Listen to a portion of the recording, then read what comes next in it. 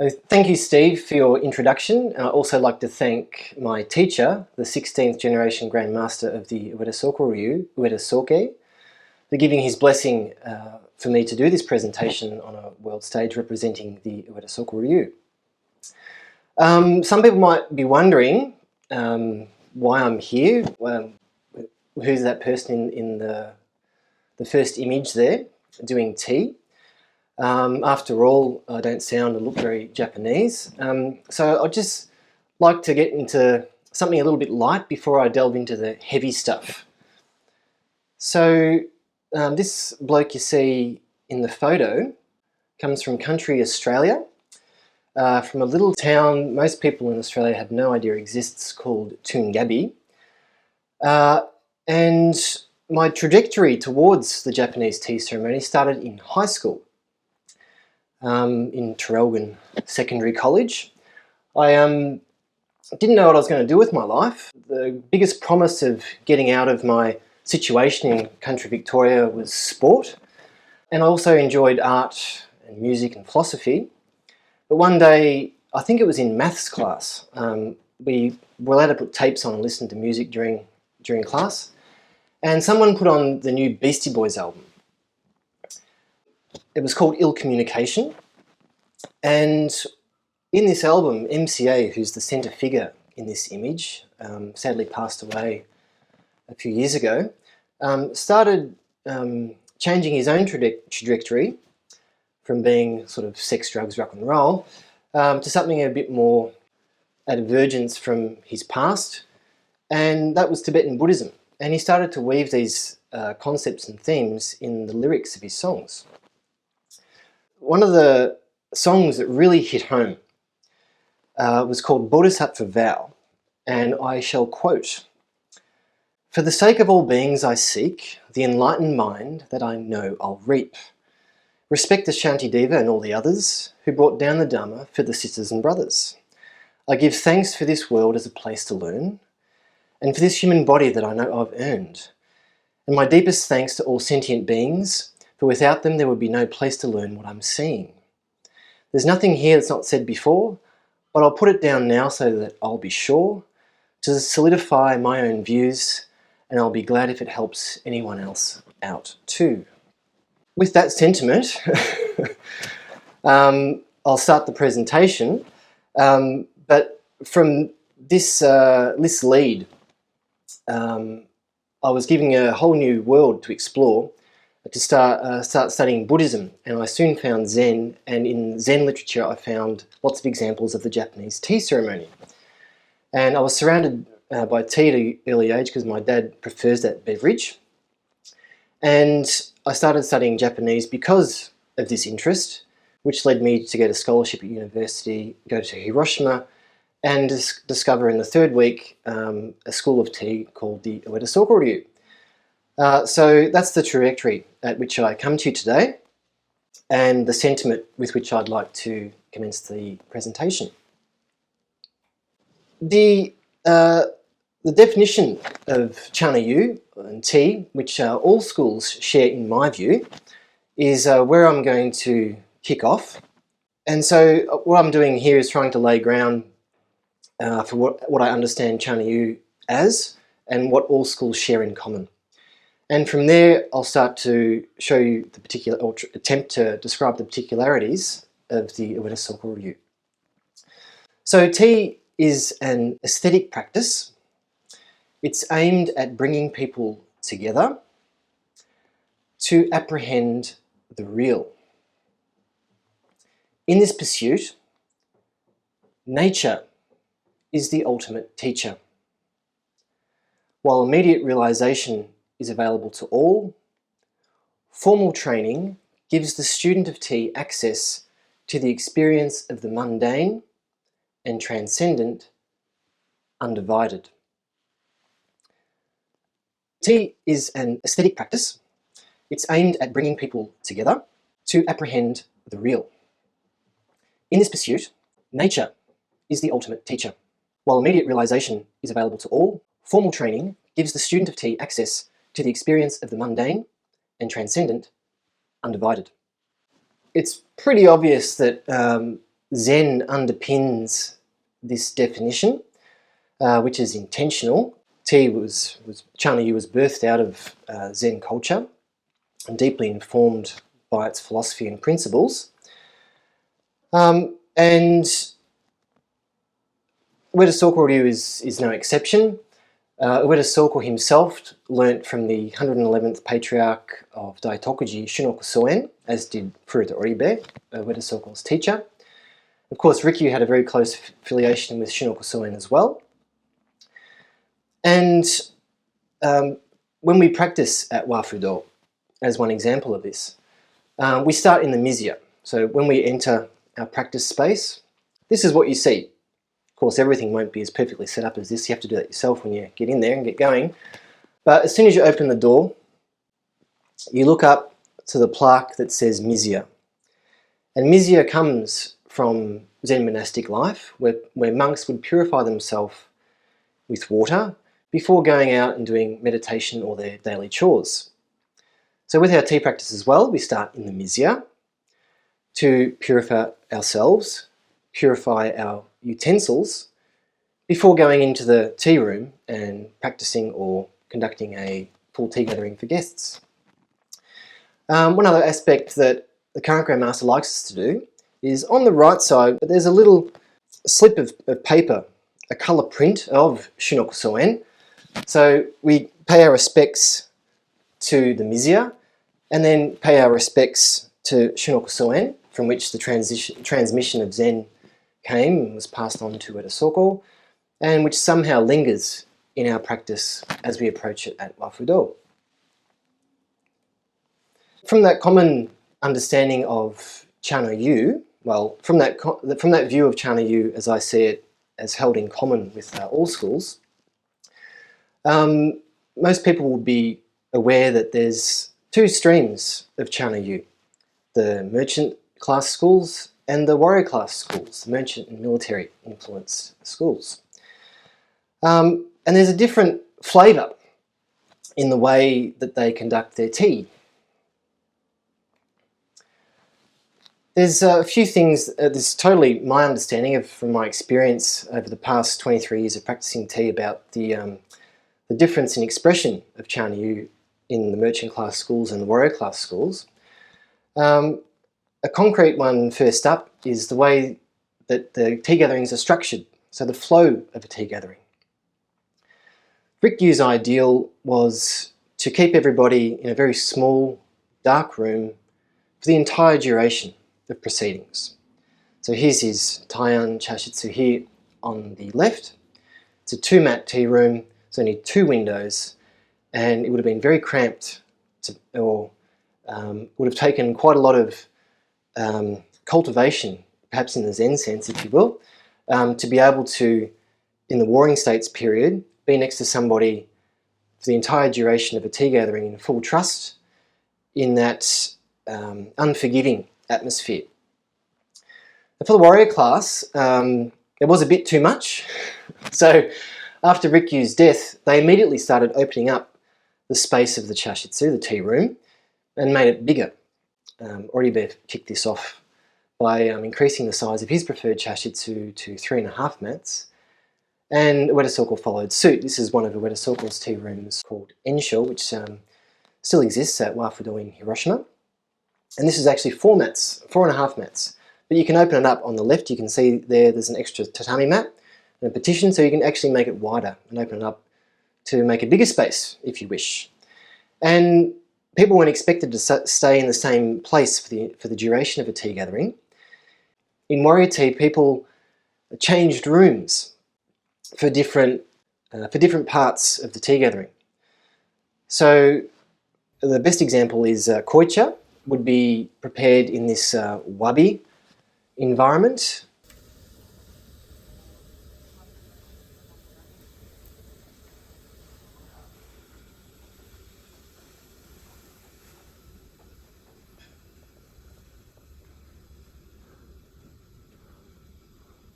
And usucha would be conducted in a different room.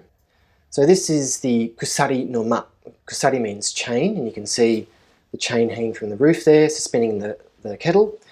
And you can see that a jump in formality. So from wabi-cha, something that's done under the aesthetic of wabi, a very austere, rustic aesthetic, and jumping over into something a little bit more formal. So we're doing away with the mud walls, we've got wallpaper now, there's lacquer finishes on the trimmings, and overall a lot more formal, a lot more crisp ambience, and a different aesthetic to enjoy during the course of a tea gathering. So this dynamism of jumping between spaces to get different aesthetics incorporated in the way that tea gathering is structured is something that is seen in the evolution of warrior class tea. In addition to this, this is might be a little bit contentious, but I'll just put it out there for people to wrestle with. When I've watched other schools from the merchant class do their tea preparation ceremony, the temai, I sense that there's some sort of consciousness in the background to really show the beauty of the utensils that are being manipulated across the temai space, the temai mat, the tatami mat. Whereas in warrior class tea schools, the emphasis is on integrating the posture or the body of the practitioner with the breath and the utensils. So that trilogy of posture, breath and utensils, there's a totality formed in integrating a seamless flow of one's posture, breath and how the utensils are moved across the mat and then eventually served to the guest. But merchant class schools, there's a little bit of a placing of the practitioner in the shadows to bring the utensils into light, if you will. Under my understanding, maybe a bit contentious, but that's what I've noticed throughout my practice. And then the philosophical difference between the merchant class schools of tea and the warrior class schools of tea, again, totally under my understanding, is a different interpretation of Ichigo Ichie. So Ichigo Ichie is roughly translated as one meeting, one lifetime. But for a merchant class understanding of this concept, I'd put the emphasis on this singular moment in a lifetime. Ichigo Ichie, singular moment in a lifetime. The essence of this, as expressed in merchant class schools, is to really appreciate this present moment together because it is unrepeatable. It is totally singular in our lifetimes. Therefore, let's make the most of it. The host is going to put their heart and soul into preparations. The guest is going to respect the efforts of the host and come to the tea gathering with the mind to make this the best Ichigo Ichie that all participants can manifest. Whereas for warrior class understanding, in contrast to singular moment in a lifetime, I'll place the emphasis as such, one moment for all time. So singular moment in a lifetime as opposed to one moment for all time. So where does this come from? I would say the warrior class lived a little bit more intimately with the reality of death than the merchants, and they saw death firsthand. I can't remember the last time I had to go into battle and slay somebody, but this was a way of life for the samurai. This was their duty. They were born into this life, trained throughout their younger days to face the reality that they would have to go into war, slay people, and seeing people die and fall around them, including their friends, and even if their friends are on opposing sides, have to tackle that harsh reality on the battlefield. So that urgency was a big part of the way that they lived. It's hard to exist in this constant tension of never knowing when will be your last second. And there's a yearning to transcend that situation and find some sort of stillness or stability underneath the chaotic reality that you find yourself in, and try and get closer to something timeless or eternal in our world. And so with this sense of urgency,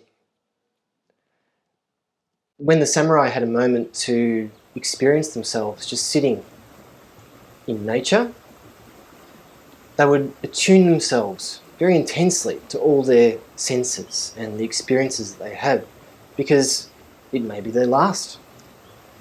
The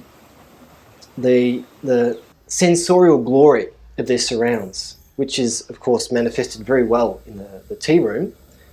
The curated tea room really picks out the best of human experience, presents a smorgasbord of sensorial experience that we can enjoy. So the one moment for all time is curating a tea gathering so that you can really experience yourself living right here and now with mind to tap into something that transcends, that life that transcends your own life. So there's a yearning to connect with something eternal in the way that the military class understood this Ichigo, Ichie. And I should add, wishing that for other people too. So inviting people into your tea gathering with the deep personal wish that they may discover that same transcendence, that same stillness that is infinite and lasts beyond this Ichigo Ichie.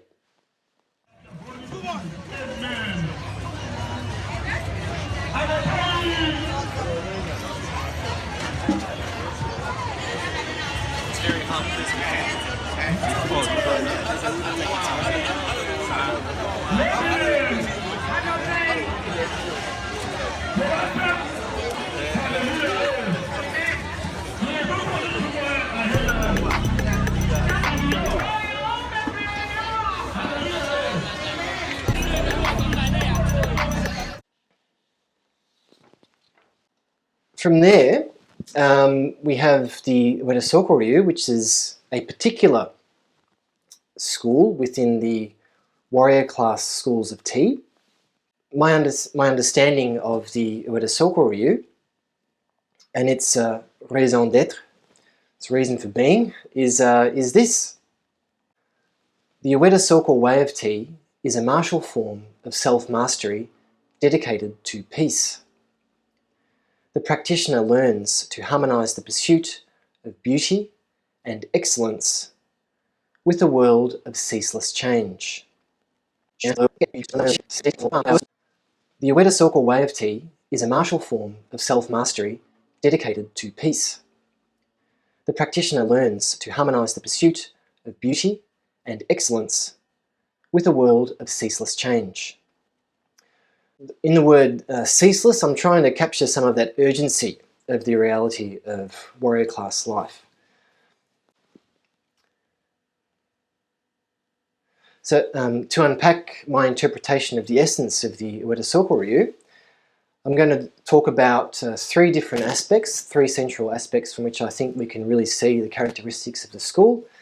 And that's to talk about the formal aspects of practice, the formless aspects of practice, and something I'm terming abstractly harmonious breeze. So onto the formal aspects of practice. Perhaps the easiest point of entry is the tea preparation ceremony itself, or the temae. In Japanese tea ceremony culture, the Ueda Soko Ryū is regarded as having a particularly elegant, dignified and beautiful temae. And there's three reasons for this. The first is that all the actions of the temae stem from a coherent enso posture. So that infinity circle that you see in Zen culture, which is superimposed upon the tea practitioner here, that posture is something that is consistent throughout everything in the tea room for both host and guest. And what that does is it keeps a straight posture, with our spine, opens up our lungs and our capacity to intake our breath very deep into our person, to root our centre of gravity very low on the tatami mat. And it's from this very solid boulder of a posture with which we conduct our expression of tea.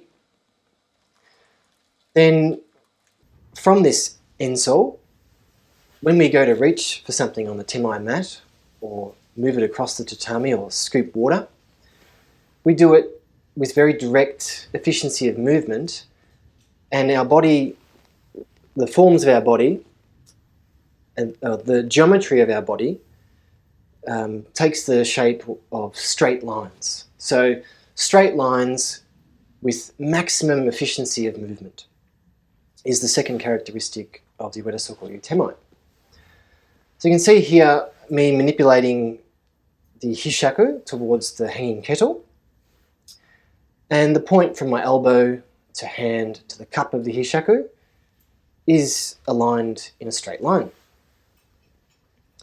You can see that here as well, my elbow through my hand through to the cup, and then straight line, trying to find the balance where the water falls directly into the chawan without curving.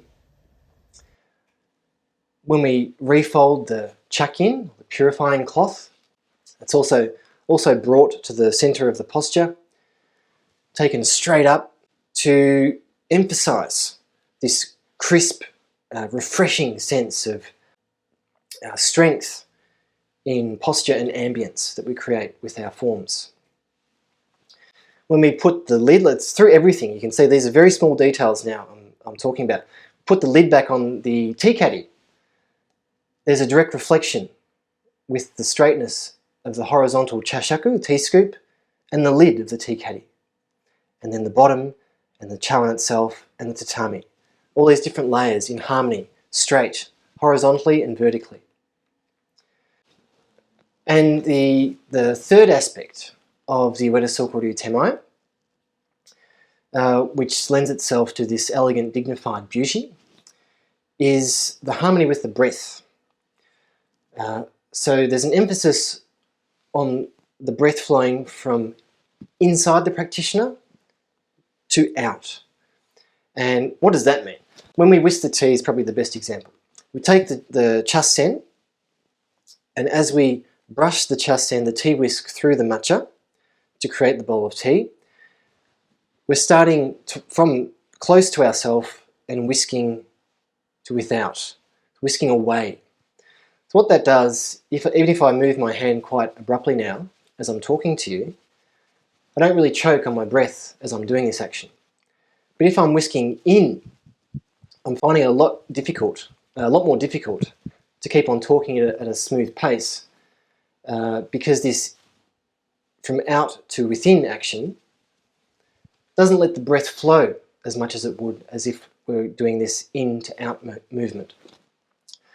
So the actions that you see through the temai, when you see the temai in this presentation, you have a consciousness of that in to outwards flow of the breath. That's something that's consciously inbuilt into the way that we structure the temai.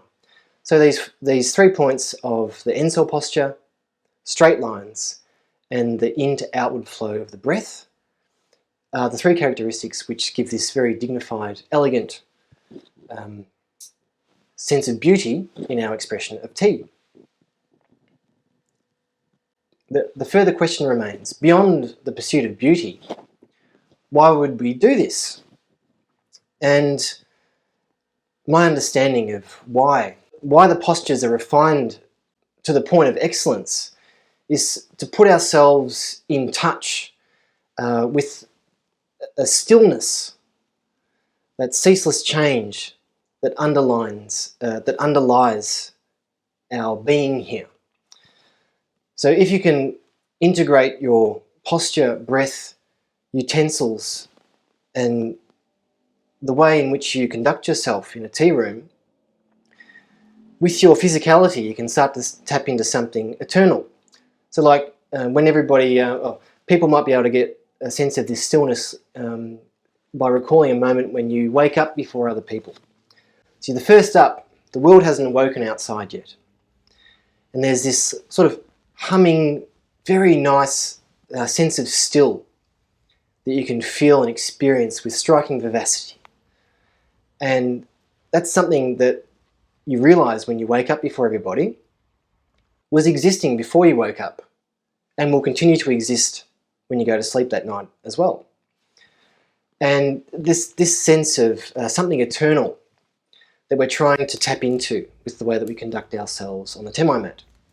A deeper connection with underlying harmony, if you will.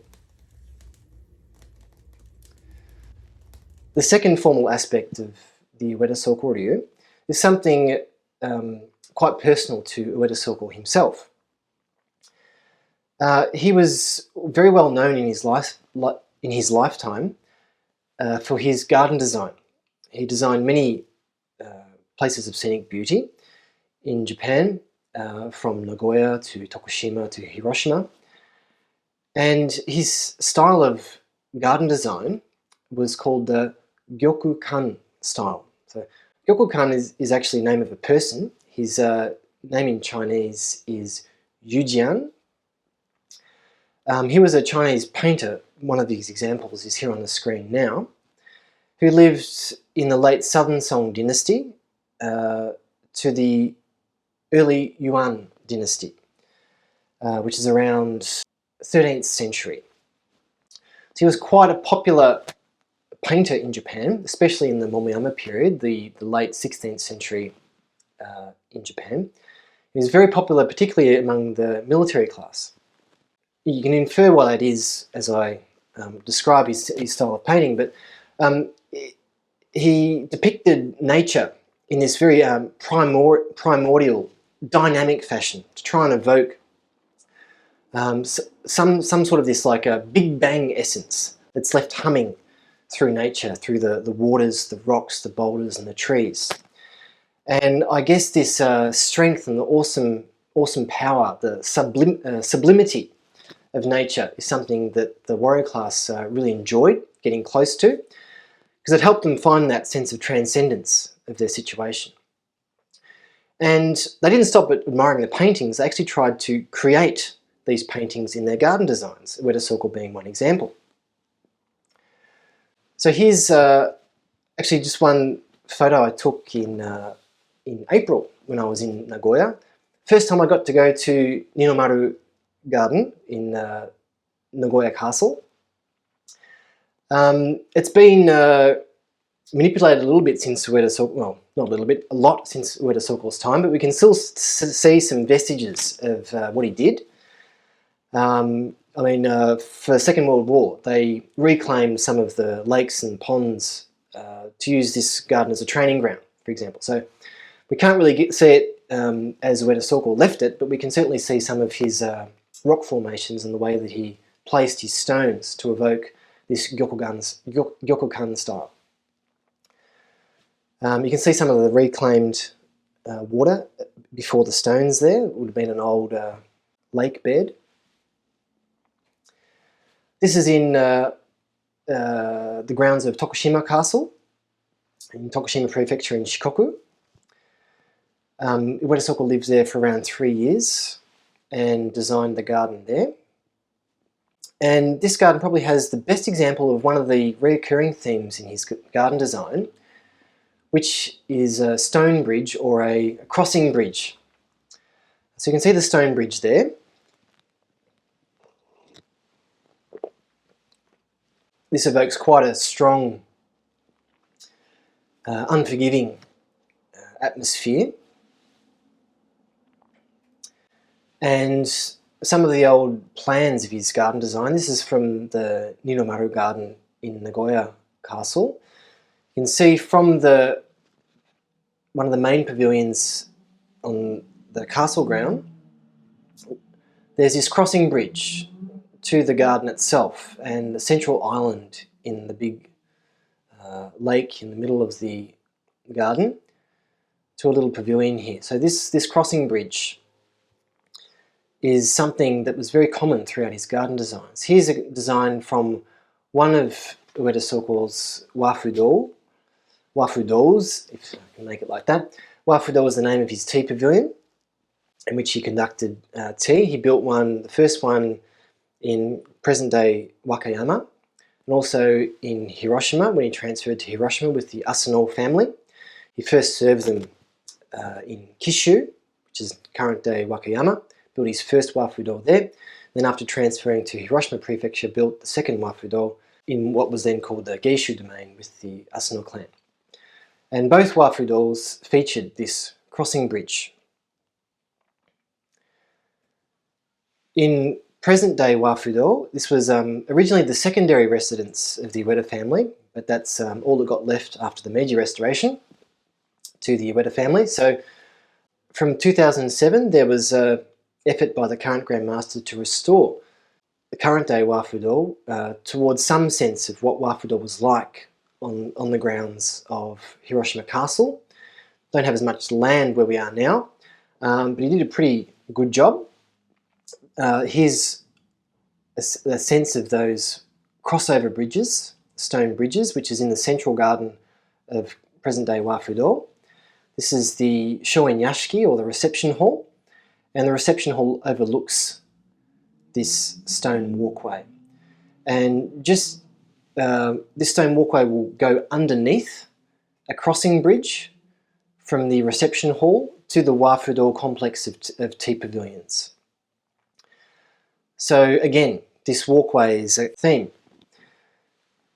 Now, one thing that the current Grand Master highlighted in one of his lectures is what Ueda Soko might be hinting at with this crossing bridge is the Noh play called Shakkyo. Shakkyo actually means stone bridge, and the play describes a travelling monk that's trying to find this mysterious bridge. If you cross it, you go into the Buddhist Pure Land and get to meet Manjushri Bodhisattva. So it's a pretty good deal if you're able to make it to the other side. But it's really hard to cross, and your ordinary training as a monk will not enable you to get to the other side. You need something more. So I guess Ueda Soko was interested in that something more and structured his expression of chanoyu as a way to get there. Crossing over from the everyday world, the reception hall or the castle, to the tea pavilion, the pure land, if you will, is something that he's trying to play on the psychology of his guests as they transfer from the everyday world to the tea world, a more ideal world. Again, trying to find that sense of transcendence into something greater, something eternal. So I guess this Shakkyo play, or at least the ideas that are in this play, can be interpreted as being a conscious decision in the way that Ueda Soko structured his gardens and also his approach to tea. There's a picture of the Shakkyo play there. For the more minute expression, so taking it from the level of garden down to our little tiny utensils that we manipulate in the tea room, by Ueda Soko's time, it was already very well established, the culture of making one's own utensils for tea practice. Takano Jo, who was one of Rikyū's teachers, is accredited with starting the tradition of carving one's own tea scoops out of bamboo for tea practice. And Rikyū himself is accredited for being the first tea practitioner to start carving bamboo flower vases for his tea practice. Ueda Soko carried on this tradition, so there's many tea scoops left behind by Soko, and there's many bamboo vases left behind by Soko. These are three of his examples here. But in Ueda Soko's expression of this art form, we see something immediately unique, which is him hacking in to the finished vase with his short sword, his wakizashi, and taking a chip or a cut out of the vases. Now I think you can see two cuts in all of these vases here, leaving a mark of his reality as a samurai. So we can pursue that perfection of form, which is embodied in the bamboo, that nature is our perfection, not the human form. The human form is decentralized in tea, and nature is where we draw our pinnacle of beauty. So by taking the form of bamboo in its perfection, but then adding his own reality into something more primordial, is perhaps a way that he's trying to reach at understanding his situation. Trying to create an aesthetic that allows him to bridge the reality of life as a samurai warlord, where life expectancy was only 30 years, to something of something more eternal. It's pretty well known that rakuware started being used in tea in Rikyū's time, and Furuta Oribe also commissioned tea bowls of his own liking, those clog-shaped bowls, the warped ones that expressed his ideas of beauty. But these were commissions. During Oribe's time, some of the warrior class teaists started making their own ceramic wares for their tea practice. Oda Uraku was the first person from the warrior class who started making his own pots. There were 7 bowls originally accredited to Chojiro, 7 famous pieces. And one of them was called Rinzai. But that was actually, we've actually discovered later on that was made by Oda Uraku as part of his oniwayaki practice. So oniwayaki means oniwa, garden, yaki, ceramics, garden ceramics, which is a bit vague. But precisely, it's the warrior class starting up makeshift raku kilns in their own castle gardens to fire their own hand-built pots, oniwayaki. So this is something characteristic of warrior class schools, and it has a particularly vivid expression in the Ueda Soko Ryū.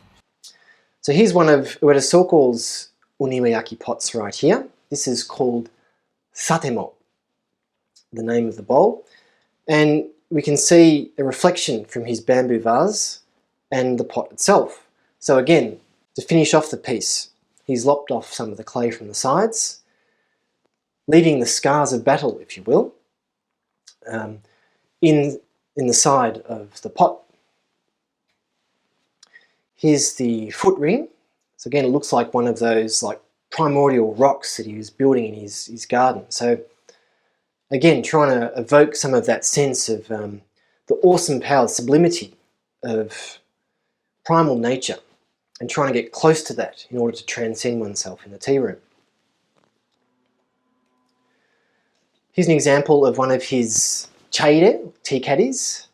The matcha tea powder is held in this tea caddy. And again, it's immediately transferable to his bamboo vase creations.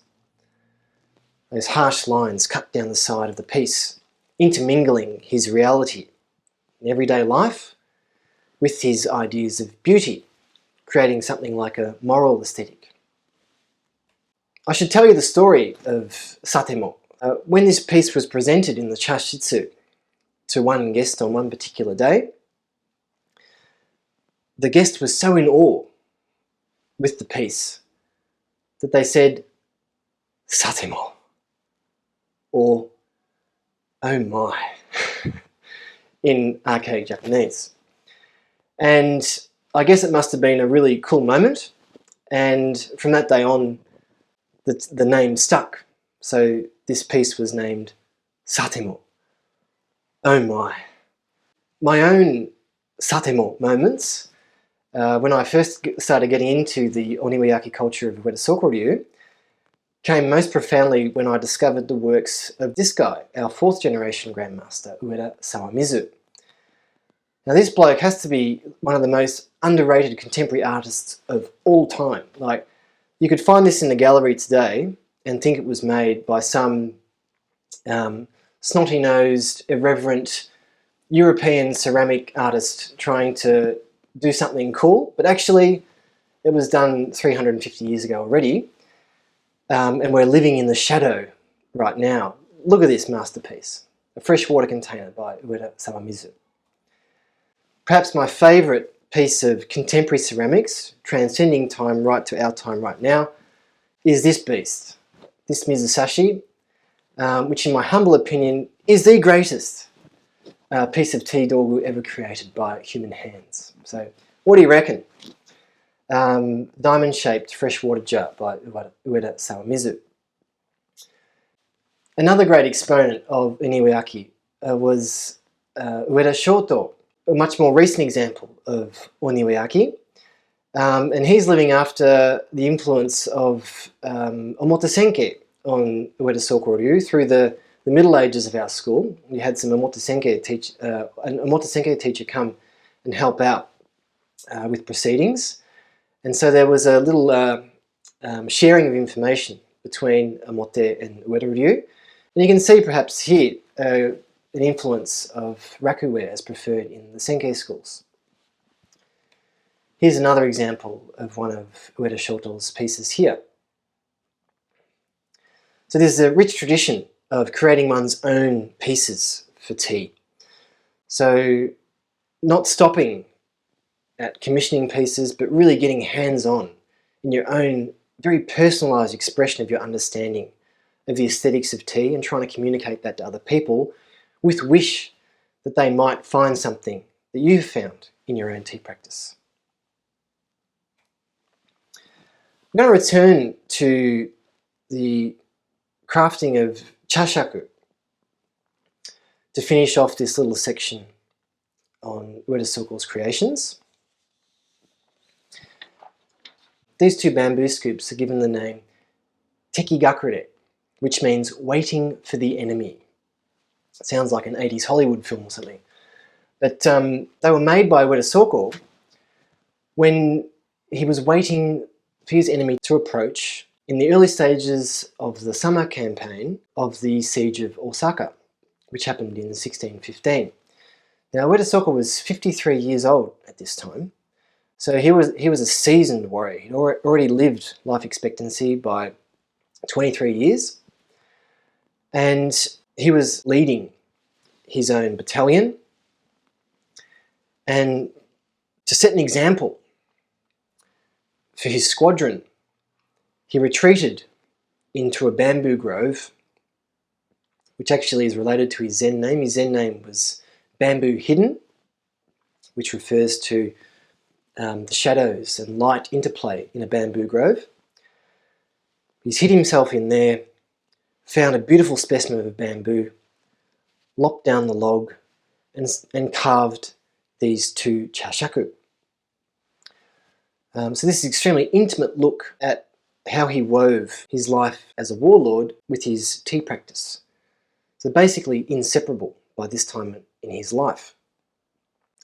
So the aesthetics of tea and the stillness which he found to give him sustenance on the battlefield through his tea practice is very vividly emerging through his deed on the battlefield here by carving these two chashaku. How wonderful it is that we still have these chashaku with us today to get an intimate look into the psyche of Ueda Soko. You could say that Ueda Soko's posture in war harmonised with his tea practice and vice versa. And chanoyu was his foundation stone. On to formlessness, the formless aspects of the Ueda Soko Ryū. So, of course, the aesthetics and things that inform those aesthetics. I'll take up the last strand from the formal expression of those chashaku and talk about ichiban yari. Ichiban yari means first spear. And in samurai culture, it refers to the person who was first to break enemy lines and take a scalp in battle. So, needless to say, there wasn't a very high percentage of people that survived attempting first spear honours. But if you did, it was a very good way to get fast notoriety as a samurai and quickly climb up in the world in stature when life expectancy was only around 30 years. I guess there was a judgment call made by these people about how much they had to lose, and playing with death like this was a real option for these boys. These military honours, to unpack what that means, it means being given land and stipends, taxes from land, money, fame, even tea utensils. But Ueda Soko was aiming for Ichiban Yari, first spear honours from his very first battle. This is a bloke who survived Ichiban Yari many times to tell the tale, and it was one of the ways that he rose up in the world. His first battle was when he was 16 years old, and it was when Araki Murashige revolted or rebelled against Oda Nobunaga. Ueda Soko was serving Niwa Nagahide at the time, and he went into this battle with mind for achieving Ichiban Yari honours. We have a quote from one of the records of the battle that comes from Choshi Katsunari, one of his fellow warriors at the time, who noted, "Nagahide's army attacked the main gate of the castle. Soko attempted to traverse the castle wall, but an enemy soldier spotted him and speared Soko in the thigh. Soko fell to the ground and was quickly pulled from the scene by his fellow soldiers. Many people were impressed by the courage displayed by Soko." He succeeded in Ichiban Yari honours a few years later when he was 20 years old, after the Honnoji incident of 1582. The Honnoji incident is when Akechi Mitsuhide betrayed his lord, Oda Nobunaga, and in the turbulence immediately after the battle, all people that would potentially align with Akechi Mitsuhide were quickly crushed. One of these people was actually one of the people from the Oda clan. Oda Nobuzumi was related to Akechi Mitsuhide by marriage. So in this battle, Ueda Soko was first to infiltrate the castle, but instead of open up the castle doors or the castle gate, he locked it instead to send a message to the enemy that you guys are done for. I'm here, look at me in all my glory. You have to submit. And they did. He was taken to where Nobuzumi was given Nobuzumi's head, and took it back to his camp as a sign of submission. So Toyotomi Hideyoshi, who led the attempt to quickly squash any further rebellion against Nobunaga, was extremely impressed by what Soko did and gave him a fief and military honours. But not stopping there, Soko actually attempted this again after he had already reached notoriety, when Hideyoshi travelled down to Kyushu, the south island of Japan, to conquer the southernmost island of Japan. One of the first battles was to attack Ganjaku Castle, and Hideyoshi got his Umamawarishu. Umamawarishu was like a cavalry, which Ueda Soko was part of, and he was serving Gamo Ujisato at the time, who's one of Rikyū's 7 sages. Hideyoshi made his cavalry sign a contract, so to speak, a military pact that they would not disobey his orders. But going into battle, Ueda Soko did. He broke away from the main battalion, went into the castle first, took a scalp and brought it back to camp. Now, he thought that this would get him further ahead in life, but actually Hideyoshi wasn't very impressed, and he delivered an order that the person who did this, who disobeyed his own orders, should be found and put to death. So if you can imagine the mind state of Ueda Soko at this point in time, he would have thought he was done for. He'd cheated death before, but now his luck had run out. He was coming to terms with this. So this would have had a profound impact on the way that he experienced life after that, because luckily, when Hideyoshi found out that it was Ueda Soko, he pardoned him. For what reason, we don't know. But this act of Ichiban Yari and this and cheating death on multiple occasions, I think would have profoundly influenced the way Ueda Soko experienced the world and tried to evoke a sense of beauty in his chanoyu practice. The sense of beauty of the Ueda Soko Ryū can be thought of being encapsulated in the term seisei. In Soko's biography, there's a line that says, "Soko no chanoyu ni okeru tanoshimi wa seisei ni ari."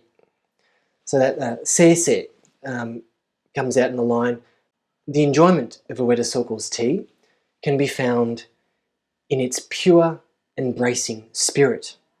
So the enjoyment of Ueda Soko's tea can be found in its pure, embracing spirit. So the seisei, the left-hand character there, is the same sei in wake seijaku, harmony, respect, purity, tranquility, so that sense of purity.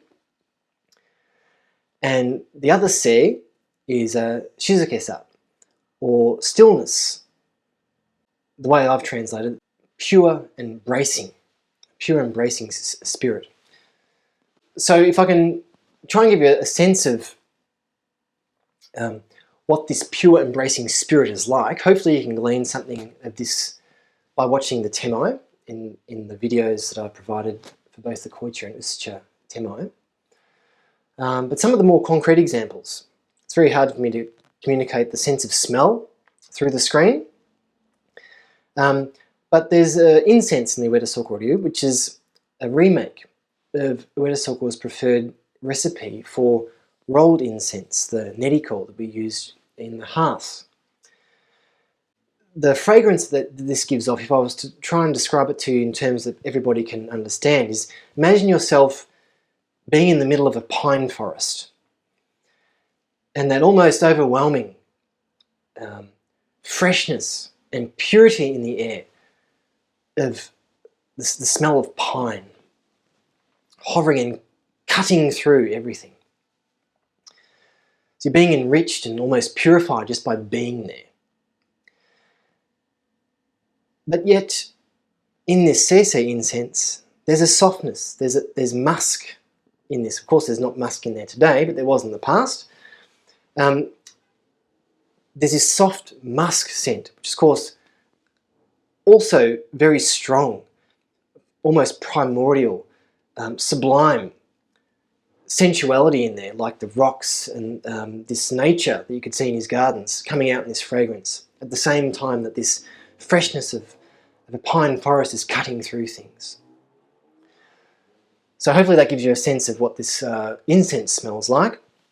But that's been named seisei by the current Grand Master, who got this remade. And we use this now in our practice. One of the things I didn't show you in the diagrams of Ueda Soko's wafudo was this little pine tree over here on the side. This isn't immediately beside the grounds of wafudo in Wakayama and Hiroshima. It was actually on a neighbouring mountain peak. So the scenery of this pine of the summit was borrowed scenery, or shake. So it's almost like a Tibetan prayer flag on the top of a mountain, purifying the air with this scent of pine and wishing for it to purify everybody and bring a sense of stillness and transcendence into everybody's life. This pine of the summit is another very vivid image that's knitted through Ueda Soko's legacy, which I think helps us understand some of the aesthetic of seisei.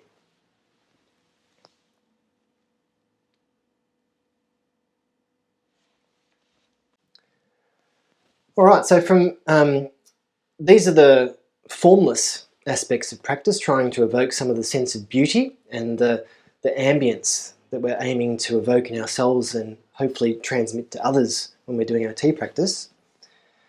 This ambience, you'll have to take my word for it, is alive and well at wafudo. And I'd like to look at the term wafudo. Harmonious breeze. This is the plaque that you immediately encounter when you enter Wafudo. Hanging overhead from right to left it reads Wafudo. It means Hall of Harmonious Breezes. I intentionally translate this in the plural, harmonious breezes, because I think that there is a real wish, me being a great example, of anybody from any culture and background to experience this harmonious breeze that pervades Wafudo and take something of that into one's own life and communicate it to other people. It could just be the hall of the harmonious breeze, but that sort of means it stays at Wafudo. Wafudo is an organisation, Ueda Soko Ryū is an organisation that has a deep wish that this is transmitted outside the grounds of Wafudo itself. How that manifests is perhaps a profound koan or a riddle that we have to attack in our practice, which I'll talk about a little bit more at the end. But the etymology of the character wa, and again it's the same wa in wa ke se jaku, the harmony in harmony, respect, purity and tranquility. Here's the character here isolated, not in its stylistic form. The left-hand side of the character for wa, or harmony, evokes the image of a soldier or a samurai. Of course, this comes from Chinese culture, so China itself had its warring states period around 1,000 years before Japan had its warring states period. And the right-hand side of the character is mouth, some people might immediately recognise, but it evokes the image of a gate, an opening, an entry point. So you might think of Ueda Soko in his first battle, before going into battle for the first time, or before commencing his training as a samurai warrior. The image of a soldier before their path as a warrior, and before they enter this life path as a soldier, making a pact for peace. So what an interesting way to evoke the idea of harmony. A soldier making a pact for peace at the opening of his military career. Back then, of course, they didn't have nuclear weapons, so going into war to establish peace was an idea that had some sort of currency. And there was so much chaos in the warring states period of Japan that one of the only options, only realistic option left, was to fight for peace. And so Ueda Soko had the consciousness of going into battle to try and get closer to establishing peace in the land. Of course, he served Toyotomi Hideyoshi, who was the second of the three great figures who actually did bring about a unification of Japan. I mentioned nuclear weapons before, and it's not an option going into war anymore. And so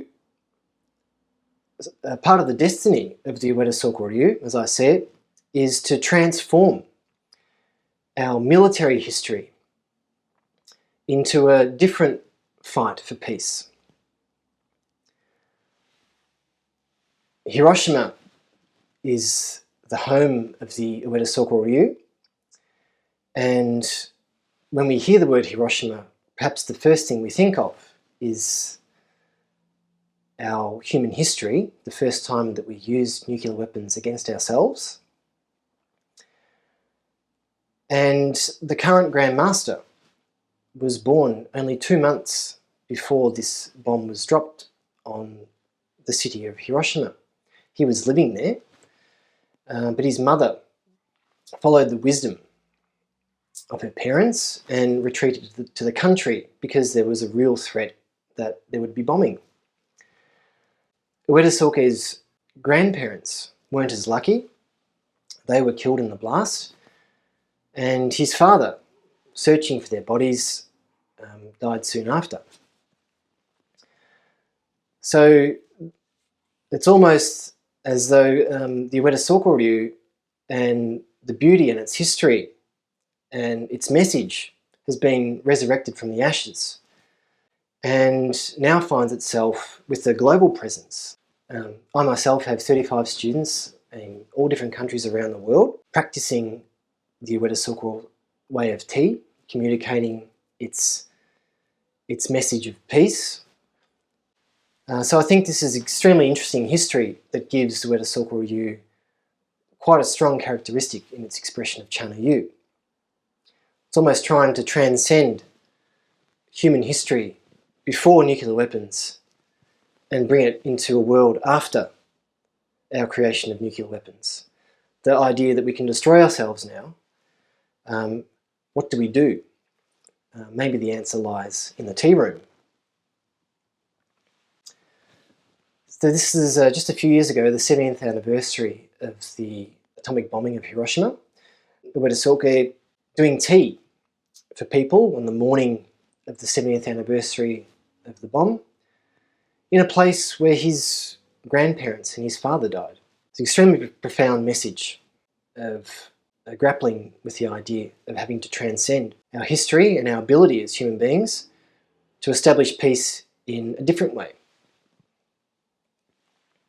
So to round things off at the end of the presentation, I think we can look at the bomb and where we're at with the Ueda Soko Ryū as being a school that was near the brink of extinction and transcending its situation to continue a message of peace and to offer a form in which people of all backgrounds can find peace for themselves and communicate this inner peace to other people. The fact that the school comes from Hiroshima, Hiroshima has a very strong role internationally in peace, and people like me, country bumpkins from Australia, latching onto something greater through the lyrics of the Beastie Boys, Buddhism, these concepts of finding something that unites us all. There's an open door at Wafudo for people like myself that want to come and learn this form and take its message to other countries. And if we think about what we went through in the presentation, the formal aspects of the practice, the utensils, the garden design, the way the formal aspects of practice intertwined with the aesthetics, the formless aspects, Ueda Soko's striking reality, and the fact that he had to live extremely close to death every day of his life, but yet try and find something that could transcend that situation.